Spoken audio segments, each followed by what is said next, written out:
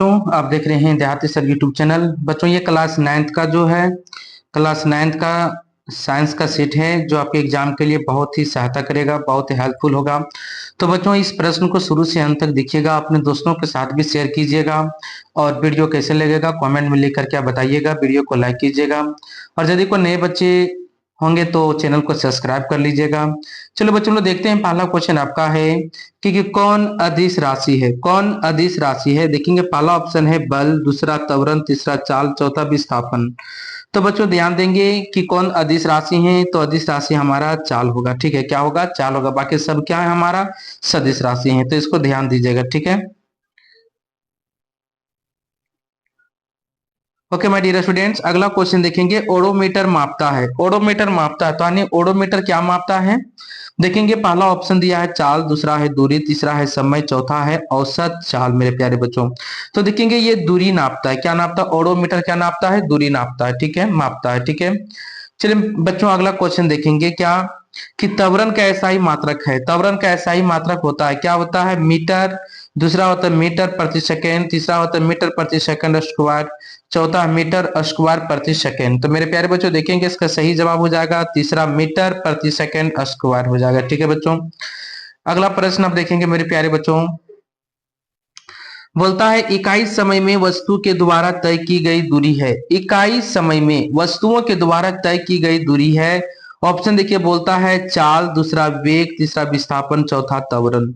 मेरे प्यारे बच्चों देखेंगे इसका सही सही आंसर हो जाएगा पहला यानी चाल होगा। ठीक है बच्चों, देखेंगे अगला प्रश्न आपके लिए है कि निम्न में कौन सही है, यानी कि यहाँ जो दिया गया सूत्र है इनमें से कौन सही होगा। ठीक है, पहला देखेंगे बी बराबर u प्लस ए टी, दूसरा है b बराबर u माइनस ए टी, तीसरा है a बराबर b प्लस u बटा टी, चौथा है b प्लस u बराबर ए टी। तो मेरे प्यारे बच्चों देखेंगे इसका सही जवाब हो जाएगा पहला, यानी कि b बराबर u प्लस ए टी हो जाएगा मेरे प्यारे बच्चों। ठीक है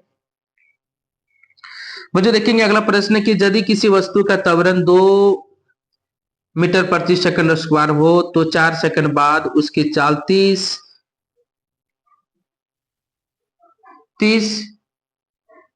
मिनट प्रति सेकंड हो जाती है, तो वस्तु की प्रारंभिक चाल क्या थी?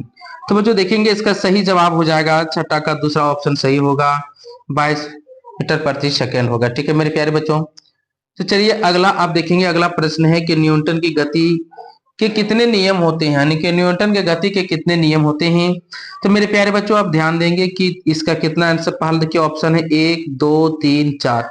तो बच्चों ध्यान देंगे इसका आंसर, जो इसका आंसर होगा मेरे प्यारे बच्चों, इसका आंसर हो जाएगा 3 होगा। ठीक है मेरे प्यारे बच्चों, देखिए अगला प्रश्न है कि निम्न में किसका जड़त्व अधिक है, यानी कि जिसका जो द्रव्यमान अधिक होता है उसी का जड़त्व सबसे अधिक होता है। ठीक है, पहला है साइकिल, कार, बस, ट्रेन। ठीक है, तो क्या ऑप्शन हो जाएगा? ट्रेन, यानी कि चौथा ऑप्शन सही होगा। बच्चों आप ये भी मिलाने का प्रयास कीजिएगा, कितना प्रश्न आप जानते थे। आप कमेंट में लिख करके बताएंगे कि सर ऑलरेडी हम इतना प्रश्न का उत्तर हम जानते थे पहले। ठीक है मेरे प्यारे बच्चों, देखिए अगला प्रश्न है कि 30 न्यूटन का कोई बल 5 केजी किसी वस्तु पर 2 सेकंड का कार्य करता है तो वस्तु का त्वरण है। ठीक है, तो बच्चों देखेंगे इसका सही जवाब हो जाएगा आपका चौथा हो जाएगा। ठीक है, चौथा इसका सही जवाब हो जाएगा। मेरे प्यारे बच्चों देखेंगे अगला प्रश्न है किसी m द्रव्यमान की वस्तु जिसका वेग v का सवेग क्या होगा। बच्चों देखिए ऑप्शन दिया हुआ है, इसका सही ऑप्शन हो जाएगा 4। ठीक है, एम भी। ठीक है मेरे प्यारे बच्चों, चलिए देखिए अगला प्रश्न आपके लिए है कि पृथ्वी के गुरुत्वीय त्वरण है ना जी का मान है। पृथ्वी के गुरुत्वीय त्वरण का जी का मान है, क्या होगा? तो बच्चों देखेंगे इसका सही जवाब हो जाएगा दूसरा, 9.8 मीटर प्रति सेकंड स्क्वायर होगा। ठीक है बच्चों, चलिए अगला प्रश्न आपके लिए है कि सार्वत्रिक गुरुत्वीय स्थिरांक जी का एसआई मात्रक है, क्या होगा बच्चों?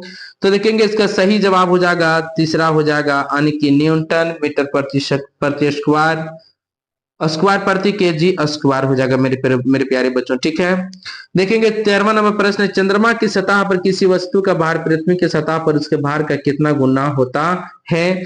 तो बच्चों देखेंगे इसका सही जवाब हो जाएगा, इसका सही जवाब हो जाएगा मेरे प्यारे बच्चों, देखिए पहला ऑप्शन 6, दूसरा 1/2, तीसरा 2, चौथा 1/6। तो मेरे प्यारे बच्चों इसका सही जवाब हो जाएगा 1/6 हो जाएगा स्टूडेंट्स। बच्चों अगला प्रश्न देखेंगे, निम्न में कौन पदार्थ नहीं है, यानी कि निम्न में जो दिया गया उसमें पदार्थ कौन नहीं है, जैसे हवा, जल, भोजन, यानी कि तीसरा प्यार। ठीक है बच्चों, तो देखेंगे प्यार क्या है, एक प्रकार की ये भावनात्मक चीज है ना। इसका ना तो कोई वजन होता ना कोई भार होता है। तो बच्चों देखेंगे कि इस क्वेश्चन का सही जवाब हो जाएगा तीसरा, यानी कि प्यार हो जाएगा। ठीक है मेरे प्यारे बच्चों, देखिए अगला प्रश्न है कि किस अवस्था में अणुओं की ऊर्जा अधिकतम होती है, किस अवस्था में। ठीक है, तो देखेंगे कि गैस अवस्था में जो होते हैं अणुओं की ऊर्जा अधिक होती है मेरे प्यारे बच्चों। ठीक है, चलिए मेरे प्यारे बच्चों देखेंगे अगला प्रश्न, वह प्रक्रिया जिसमें इत्र की गंध वायु में चारों ओर फैल जाती है कहलाती है माय डियर स्टूडेंट्स। तो देखेंगे ऑप्शन है विसरण, दूसरा संघनन, तीसरा है वाष्पन, चौथा है द्रवण। तो मेरे प्यारे बच्चों देखेंगे इसका सही जवाब हो जाएगा विसरण हो जाएगा। क्या हो जाएगा? विसरण। ठीक है, देखिए अगला प्रश्न है कि 25 डिग्री सेल्सियस तापक्रम बराबर है, 25 डिग्री सेल्सियस तापक्रम बराबर है बच्चों। इसका सही जवाब हो जाएगा पहला, आने की 298 केल्विन हो जाएगा। ठीक है मेरे प्यारे बच्चों, देखिए अगला प्रश्न आपके लिए है माय डियर स्टूडेंट्स कि गैस के कणों के बीच आकर्षण बल होता है, गैस के कणों के बीच क्या होता है? आकर्षण बल होता है बच्चों। देखेंगे पहला ऑप्शन अधिक, दूसरा कम, तीसरा अत्यधिक, चौथा इनमें से कोई नहीं बच्चों। तो दूसरा ऑप्शन सही होगा, कम होता है। ठीक है, चलिए अगला प्रश्न देखेंगे क्या है, निम्न में द्रव में कौन अनिश्चित है? अनिश्चित होता है द्रव में। ठीक है, क्या पहला ऑप्शन घनत्व है, दूसरा आकार है, तीसरा आयतन है, चौथा द्रव्यमान है माय डियर स्टूडेंट्स। तो देखेंगे इसका सही जवाब हो जाएगा आकार होता है। ठीक है, आकार निश्चित होता है, अनिश्चित होता है, सॉरी अनिश्चित होता है। ठीक है मेरे प्यारे बच्चों, देखिए अगला प्रश्न है कि निम्न में कौन कपड़ा गर्मियों के समय अधिक आरामदेह होता है, मतलब आप गर्मी के समय कौन सा कपड़ा पहनना पसंद करते हैं मेरे प्यारे बच्चों।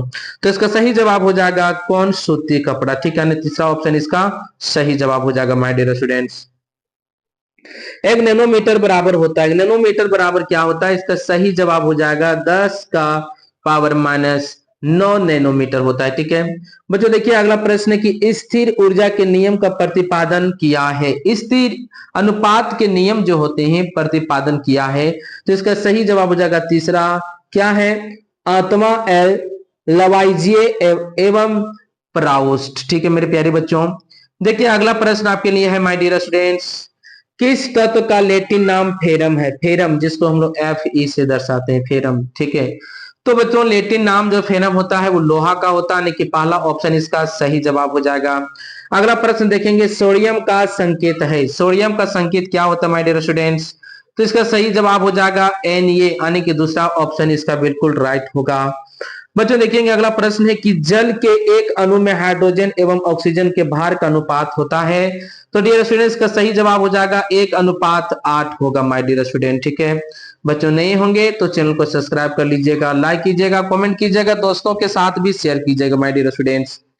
चलिए बच्चों अगला प्रश्न आपके लिए है कि सभी द्रव्यों की रचनात्मक इकाई क्या होती है? सभी द्रव्यों की रचनात्मक इकाई क्या होती है?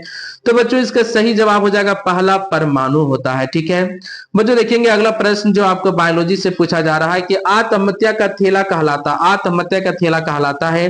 तो बच्चों आत्महत्या का थैला जो होते हैं लाइसोसोम कहलाता है। ठीक है माय डियर स्टूडेंट्स, बच्चों देखिए अगला प्रश्न आपके लिए है कि तारक केंद्रक का क्या कार्य है? तारक केंद्रक का कार्य है, क्या कार्य है मेरे बच्चों? देखेंगे दूसरा ऑप्शन तर्कु निर्माण करना। ठीक है बच्चों, कहीं कहीं आपका जो होते हैं डीएनए संश्लेषण भी ऑप्शन दिया है, लेकिन बट आप लोग सेट से एक बार मिला लीजिएगा। ठीक है, चलिए बच्चों अगला प्रश्न है कि मानव शरीर का सबसे लंबा कोशिका है, मानव शरीर का सबसे लंबा कोशिका क्या होता है बच्चों? तंत्रिका कोशिका होता है, पहला ऑप्शन इसका सही होगा। माय डियर स्टूडेंट अगला प्रश्न है कि पादप और जंतु कोशिका में प्रमुख अंतर होता है, क्या अंतर होता है? गति संबंधी, दूसरा आंसर सही है, बट कहीं कहीं पोषण संबंधी दिया है तो आप लोग मैच कर लेंगे, है ना, लेकिन राइट आंसर होगा गति संबंधी होगा माय डियर स्टूडेंट्स। बच्चों देखिए अगला प्रश्न है कि जंतु कोशिका में नहीं पाया जाता है, यानी कि जंतु कोशिका में क्या नहीं पाया जाता माय डियर स्टूडेंट्स? तो जंतु कोशिका में जो होते हैं देखेंगे इसका सही जवाब हो जाएगा कोशिका भित्ति, यानी कि दूसरा ऑप्शन सही होगा। बच्चों अगला प्रश्न है कि रंगीन प्लास्टिड को कहते हैं, यानी कि रंगीन प्लास्टिड को कहते हैं, क्या कहते हैं मेरे प्यारे बच्चों? क्रोमोप्लास्ट कहते हैं, दूसरा ऑप्शन इसका सही होगा माय डियर स्टूडेंट्स। चलिए बच्चों, अगला प्रश्न आप देखेंगे। अगला प्रश्न है कि किसकी अनुपस्थिति में प्रोटीन संश्लेषण नहीं होता है ना। किसकी अनुपस्थिति में यानी कि प्रोटीन संश्लेषण नहीं होता है।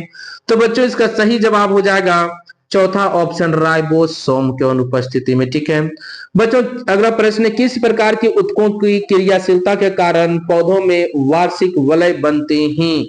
वार्षिक वलय बनते हैं किसके क्रियाशील कौन किस प्रकार के ऊतकों की क्रियाशीलता के कारण पौधों में वार्षिक वलय बनते हैं। तो बच्चों इसका सही जवाब हो जाएगा पार्श्व विभियोजोतक। ठीक है मेरे प्यारे बच्चों, देखिए अगला प्रश्न, निम्नलिखित में कौन फ्लोएम का ऊतक का भाग नहीं है, यानी कि फ्लोएम ऊतक का भाग बिल्कुल नहीं है। ठीक है मेरे प्यारे बच्चों, तो देखेंगे चालनी नलिका है, तंतु है, सखी कोशिका है, मतलब स्नायु नहीं है। यानी तीसरा ऑप्शन इसका सही हो जाएगा माय डियर स्टूडेंट्स। देखेंगे अगला प्रश्न, कौन सा ऊतक जल और खनिज का वहन करता है किसमें, पेड़ पौधों में मेरे प्यारे बच्चों।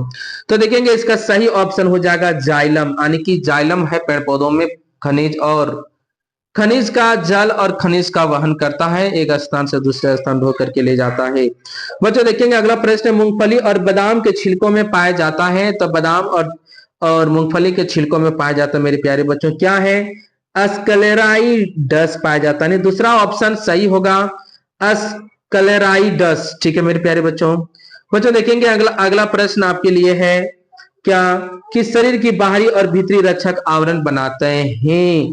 शरीर की बाहरी और भीतरी रक्षक बनाते हैं। तो देखेंगे इसका सही जवाब क्या है, संवेदी ऊतक, एपिथेलियम ऊतक, तीसरा संयोजी ऊतक, चौथा है क्या, कंकाल ऊतक। मेरे प्यारे बच्चों देखेंगे सही ऑप्शन हो जाएगा एपिथेलियम ऊतक हो जाएगा। ठीक है माय डियर स्टूडेंट्स। बच्चों देखेंगे अगला प्रश्न आपके लिए है कि जिस मृदुतक की कोशिकाओं का हरित लवक पाया जाता है उसे कहते हैं, उसे क्या कहते हैं, दृढ़ ऊतक, क्लोरेनकाइमा, तीसरा है पर्णहरी, चौथा है स्थूल ऊतक। तो मेरे प्यारे बच्चों इसका सही जवाब होगा क्लोरेनकाइमा होगा। ठीक है 40 का है ट्रेकिडस पाए जाते हैं। तो ट्रेकिडस कहाँ पाए जाते हैं मेरे प्यारे बच्चों, जाइलम में, फ्लोएम में, वसीय ऊतक में, पेशियों में। तो बच्चों ये क्या है, आपका सही जवाब हो जाएगा फ्लोएम में। बच्चों आपको मैं एसएसटी और साइंस का मैं कुछ क्वेश्चन को अपलोड करके दे रहा हूं, बाकी विषय का तो लाइव क्लास चल रही है। अब लाइव क्लास में जुड़े और अपना क्लास का आनंद लें, आप कुछ सीखें। बच्चों जो पढ़ेगा वो बढ़ेगा, बच्चों जो पढ़ेगा वो जरूर आगे बढ़ेगा, जो नहीं पढ़ेगा बच्चों वो कहां से आगे बढ़ेगा। बच्चों चैनल को यदि को नए होंगे चैनल को सब्सक्राइब कर लीजिएगा, दोस्तों के साथ भी शेयर कर दीजिएगा, और बच्चों वीडियो को लाइक कीजिएगा। कमेंट में कैसे लगा आप लोग कमेंट में लिख करके बताइए, वीडियो कैसे लगा कमेंट में लिख करके बताइएगा बच्चों। और आप कितना प्रश्न का क्वेश्चन का उत्तर जानते थे आप कमेंट बॉक्स में लिख के बताइएगा। सभी को जय हिंद, थैंक यू।